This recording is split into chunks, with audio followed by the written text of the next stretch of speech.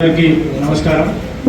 పాలకుర్తి నియోజకవర్గంలోని అన్ని మండలాల నుంచి వచ్చినటువంటి పార్టీ నాయకత్వానికి నమస్కారం తెలియజేస్తూ, సుదీర్ఘ రాజకీయ అనుభవం కలిగిన ఉమ్మడి ఆంధ్రప్రదేశ్లో ఒక మంచి ప్రజాదరణ కలిగినటువంటి ప్రజానాయకుడిగా వెలుగొందుతున్న గౌరవనీయులు ఎర్రబెల్లి దయాకర్రావు మాజీ మంత్రి గారి మీద నిన్నటి రోజునాడు కాంగ్రెస్ పార్టీ నాయకత్వము అర్ధరహితమైనటువంటి ఆరోపణలు చేయటం జరిగింది. గత 10 రోజులుగా వివిధ టీవీ ఛానళ్లలో, వివిధ పత్రికలలో కాంగ్రెస్ ఇన్ఛార్జ్ అని చెప్పుకునే అనుమానుల ఝాన్సీ రెడ్డి గారికి వ్యతిరేకంగా వస్తున్నటువంటి కథనాలను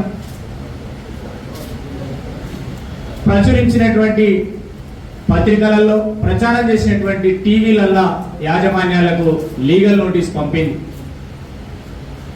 వాస్తవ పరిస్థితులు ఏమిటి?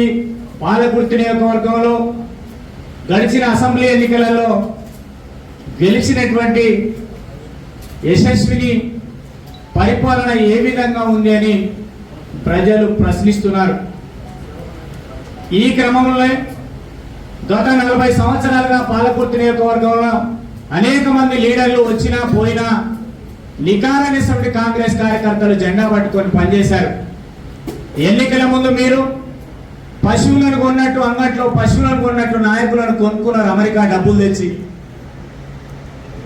ఆ నాయకుల మధ్య సమన్వయం లేక మీరు గెలిచిన తర్వాత పాలించటం చాలగాక అభద్రత భావంతో జీవిస్తున్న మీరు, మీ పరిపాలన వైఫల్యాలను గమనించినటువంటి పత్రికా మిత్రులు, టీవీ మిత్రులు, జర్నలిస్ట్ మిత్రులు, ఇండిపెండెంట్ జర్నలిస్ట్ మిత్రులు మీకు మీ వాస్తవ పరిస్థితిని టీవీలలో, పేపర్లలో ప్రచారం చేయడం మొదలుపెట్టారు. అది జీర్ణించుకోలేని మీరు మొట్టమొదట మిత్రులు జర్నలిస్ట్ రాజ్ కుమార్ మీద కేసు పెట్టి జైలు పంపించావు. ఆ తర్వాత ఉపేంద్ర అనే మిత్రుని వాళ్ళ కుటుంబ తగాదాలు పెట్టి ఆయన కూడా అటాక్ చేయడానికి ప్రయత్నం చేశావు. నీ కోసం బిగ్ టీవీ అసెంబ్లీ ఎన్నికల ముందు 2 కెమెరామెన్లు, 2 రిపోర్టర్లు ఉండి నేను జేజమ్మగా పోడినటువంటి బిగ్ టీవీకి కూడా లీగల్ నోటీస్ పంపించినావు. ఏ రాచరిక పాలన నడుస్తోంది పాలకుర్తి నియోజకవర్గంలో? మీ తప్పులను ఎండగట్టినందుకు, మీ పరిపాలన చాతగాని తనాన్ని ప్రజలకు చూపెట్టినందుకు పత్రికా విలేకరులను, మీడియా మిత్రులను, ఇండిపెండెంట్ జర్నలిస్టులను, యూట్యూబర్లను, సోషల్ మీడియా మిత్రులను, ఇండిపెండెంట్ యాక్టివిస్టుల్ని మీరు ఇబ్బందులు పెడుతున్నారు. అందులో భాగంగానే గిరిజన మిత్రుడు శ్రీనివాస్ నీ పోలీస్ స్టేషన్ ముందు పెట్రోల్ పోసుకుంటే బగబగ మంటలు ఇప్పటికీ కళ్ళలో మెదులుతున్నాయి. ఇది వాస్తవం కాదా? ఇది ప్రచారం చేయలేదా పత్రికా మిత్రులు? ఇది తప్పు. మా దగ్గర ఉన్న సన్నూరు ఎక్స్ రోడ్ లో సురేష్ అనే పిల్లగాన్ని సోషల్ మీడియాలో మీకు వ్యతిరేకంగా పోస్ట్ పెట్టిందని పోలీస్ స్టేషన్ లో నిర్బంధించి కొట్టించి వాడిని, ఆ సోదరుని తెల్లారి మళ్ళీ మీరు ప్రలోభాలకు గురి చేసి చేర్చుకుంటే నిన్నగాక మొన్న రిజైన్ చేసాడు. ఇది వాస్తవం కాదా? భారత పౌరసత్వం లేని మీరు ఇప్పటికీ విజిటింగ్ వీసా మీద ఈ దేశంలో జీవిస్తున్నారు. ఇది తప్పారైనా? నిన్నగాక మొన్న నీ కోడలు ఎమ్మెల్యే యశస్విని గారు మళ్ళీ అమెరికా పోయింది. ఎందుకు? గ్రీన్ కార్డ్ అవకాశాన్ని వదులుకోకుండా ఉండడం కోసం మళ్ళీ 6 నెలలకోసారి విజిటింగ్ వీసా మీద పోయింది. అంటే మీరు ఈ ప్రాంతంలో పరిపాలన చేయడానికి, ప్రజలతో ఓట్లు వేయించుకోవడానికి మీరు తాత్కాలిక అవసరాల కోసమే వచ్చారు తప్పితే దీర్ఘకాలిక ప్రయోజనాల కోసం ప్రజలకు సర్వీస్ చేయడానికి రాలే. అందుకే మీరు అమెరికాలో ఉన్నప్పుడు భారతదేశంలో ఎన్నికలలో పోటీ చేయడానికి మీరు భారత పౌరసత్వం కావాలి, అమెరికా పౌరసత్వం రద్దు చేసుకోమని దరఖాస్తు చేసి మళ్ళీ మీ కోడలు గెలిచిన తర్వాత ఇప్పటి వరకు కూడా పౌరసత్వాన్ని అక్కడే కొనసాగించుకుంటున్నారు. అంటే దీని అర్థమేంటి? 4-5 ఏళ్ళు ఇక్కడ టైం పాస్ కోసం మీరు వచ్చారు. నిజంగానే ఈ దేశ ప్రజల మీద పాలకుర్తి మీ కోడలు ఇక్కడనే ఎన్నికలలో నిలబడి గెలిచింది కదా, మీరు గెలిపించింది కదా, కోట్ల రూపాయలు గుమ్మరించి. మరి ఎందుకు అమెరికా పౌరసత్వం కోసం ప్రాకులాడుతున్నారు మీరు? ఇది తప్ప అయితే మీరు ఒకసారి ఆలోచన చేయాలి. అట్లనే మీ కాంగ్రెస్ కార్యకర్తలు ఎవరైతే మీకోసం పనిచేసిందో అనేక మంది అనేక మండలాల్లో ఏ విధంగా సహాయ నిరాకరణ చేస్తారో మీకు ఎరికే. మొట్టమొదట మీకు తిరుగుబాటు చేసినటువంటి పెద్ది కృష్ణమూర్తి కనీసం నీ ఫోటో కూడా నీ మండలంలో ఫ్లెక్సీలు పెట్టట్లేదు. ఇది రైటా రంగం ఒకసారి పోయి మీరు చూడండి. తొర్రూరు ప్రాంతంలో సీనియర్ నాయకుడు నిరంజన్ రెడ్డి అని కానీ చాలా కాలంగా లిఖాలసైనటువంటి నాయకుడు కొనసాగుతున్నాడు. ఆయన కూడా ఇక్కడ పనిచేయకి వెళ్ళిపోమని చెప్తా ఉన్నారు. ప్రతి మండలంలో గ్రూపులు ఉన్నాయి, ప్రతి మండలంలో అంతర్గత కుమ్ములాట కొనసాగుతా ఉంది. ఇసుక మాఫియాలు, మట్టి మాఫియాలు, గ్రానైట్ మాఫియాలు, ల్యాండ్ మాఫియాలు కొనసాగిస్తున్నారు మీ పార్టీలో. ఒక్కొక్కరు మాట్లాడుతున్నారు, అరే నీ చేతిలో దమ్ముంది కదా, నీ చేతిలో పవర్ ఉంది కదా, మీ all India AICC CWC permanent member ఎవరు? ఆమె మీనాక్షి నటరాజన్. ఆమె ఉత్తరం రాసింది ఎవరు?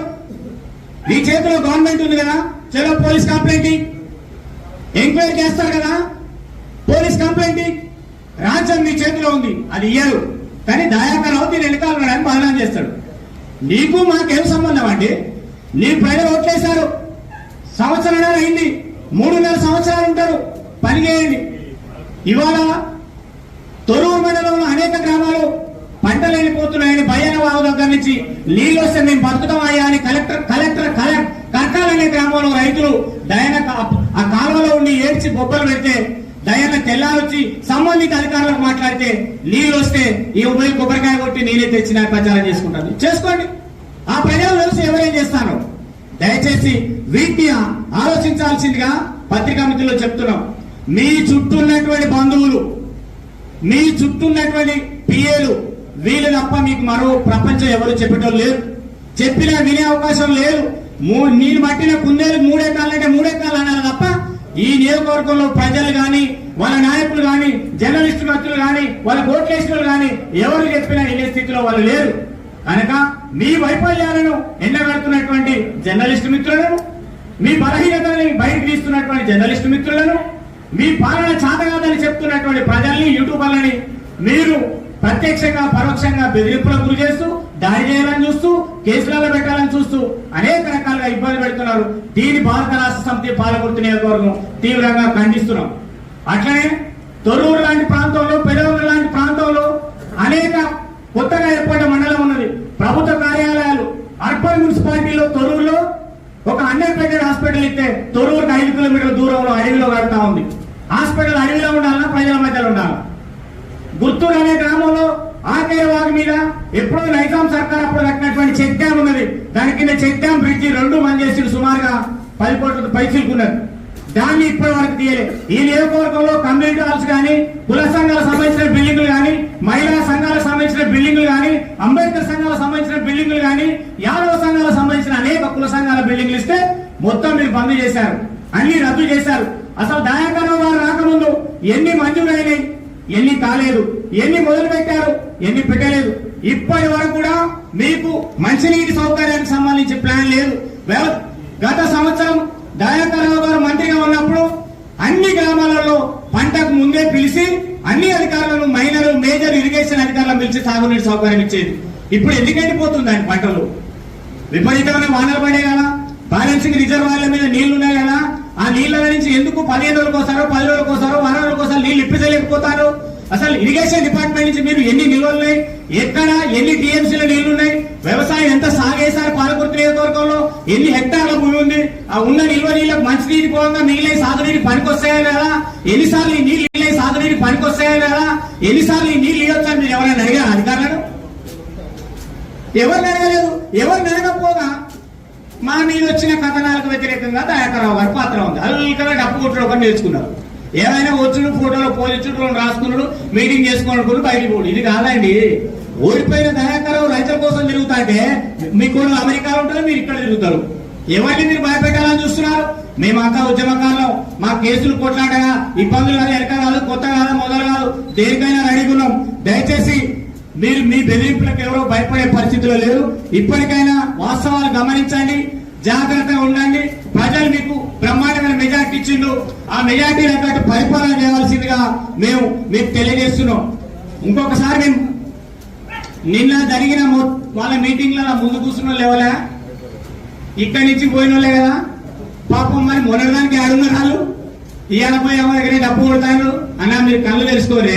మీ ఇంటి పక్క 4,000 పెన్షన్ వచ్చింది అడుగుది, మీ నాయనకు 3,000 పెన్షన్ వస్తుంది అడుగు, నీ ఇంట్లో సంపూర్ణ రైతు బంధు వచ్చింది అడుగు. కేవలం ఆడవాళ్లకు బస్సు ఒక ఫ్రీ ఇచ్చి వాళ్ళ బిడ్డ చదువుకు నాణ్యమైన భోజనం ఇవ్వట్లేదు. వాళ్ళ భర్త ఆటో కార్మికుని బజార్లో పడేశారు, వాళ్ళ వ్యవసాయ భూమికి రైతు బంధు లేదు, వాళ్ళ బడి పిల్లలు బడిలో చదువుకుంటే ఫీజెస్ లేవు, అంబేద్కర్ ఓవర్సీస్ స్కాలర్షిప్ ఫీజెస్ లేవు. ఏ రకమైనటువంటి ఆ ఆడబిడ్డకు 2500 ఉపాధి హామీ కూలిపోయినా కానీ 18 ఏళ్ల నుంచి నిండినటువంటి 55 సంవత్సరాల లోపల ప్రతి స్త్రీకి ఇచ్చే మరి ఏదైతే ఎంప్లాయ్మెంట్ అవకాశం ఉందో అవి కూడా ఇవ్వకుండా మొత్తం సర్వనాశనం చేసి పెడితే అవి ఇవ్వడానికి చేత కాదు వీళ్ళకు, కానీ ఇష్టం ఉన్నట్టు మాట్లాడడం చేతనైతే. ఇవాళ పాలకుర్తి సెంటర్ గత 10 ఏళ్ల కింద ఎట్లుంది ఇవాళ ఎట్లుంది. ఈ రోడ్డు మీద గిరా బండ్లు వేసుకొని తిరుగుతున్నాం కదా. పాలకుర్తి మొన్న దేవుడి పండుగ జరిగితే కనీసం మంచినీళ్ళు కూడా వేయలేదు దౌర్భాగ్య స్థితి. దానికి ఒక శాశ్వతమైనటువంటి పాలక వర్గం లేదు, కనీసం మొన్న ఉత్సవ కమిటీ కూడా వేయలేని దౌర్భాగ్యమైనటువంటి పాలన కొనసాగిస్తున్నారు. ఏంటంటే మీరు చేసేది? ప్రజలను మేము భూములు అడిగినా జాగలు అడిగినా సరైనటువంటి పాలన ఏమన్నారు, మంచినీళ్ళు ఏమన్నారు, సరైన ఆరోగ్యం ఏమన్నారు, మా పని పిల్లలు పళ్ళలో చదువుకుంటే మంచి భోజనం పెట్టమన్నారు, మా రైతులకు పెట్టుబడి సహాయం ఏమన్నాడు, మా పంటకు నీళ్లు ఏమన్నారు. ఇవి చేయమంటే ఇవి చేస్తున్న దయాకర్ రావు గారు ఆయనకు ఓట్లేసిన ప్రజలు ఉన్నారు, ఆయనకు నమ్మిన ప్రజలు ఉన్నారు, డెఫినెట్ ఆ ప్రజల కోసం పనిచేస్తారు. అప్పుడు మీరు దయాకర్ రావు గారు పనిలో పోటీ పడాలి తప్ప దయాకర్ రావు మీద ఈర్షతోని మీరు దయాకర్ రావు గారిని టార్గెట్ చేస్తే దయాకర్ రావు సూర్యుడు లాంటి వాడు, మీరు సూర్యుని మీద ఉమ్మెత్తే మీ మీద పడుతుంది. జాగ్రత్తగా ఉండి పాలన చేసుకోవాల్సిందిగా తెలియజేస్తూ దయచేసి పత్రికా మిత్రులు వాస్తవాన్ని ప్రచురణ చేయాల్సిందిగా కోరుతూ ధన్యవాదాలు.